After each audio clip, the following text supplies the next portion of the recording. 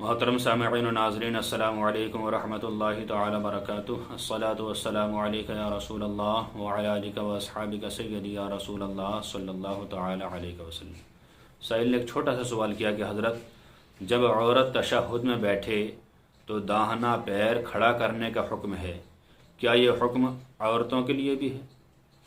دیکھیے حضرات، یہ حکم مرد کے لیے ہے، یعنی مرد جب تشہد میں بیٹھے، اتحیات شریف پڑھنے کے لیے بیٹھے تو اپنا بایاں پیر بچھا لے، اس پر بیٹھے اور داہنا پیر کھڑا رکھے، اس طور پر کہ اس کے پنجے، انگوٹھا، انگلیاں وغیرہ کا جو سرا ہے وہ کعبہ شریف کی طرف رہے۔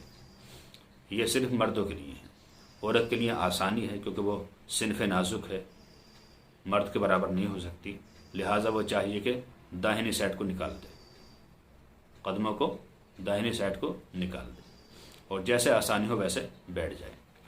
اللہ تعالیٰ سے دعا ہے کہ اللہ تعالیٰ ہمیں صحیح مسائل شرعیہ سیکھتے رہنے کی توفیق عطا فرمائے۔ السلام علیکم ورحمۃ اللہ، واللہ تعالیٰ عالم بالصواب۔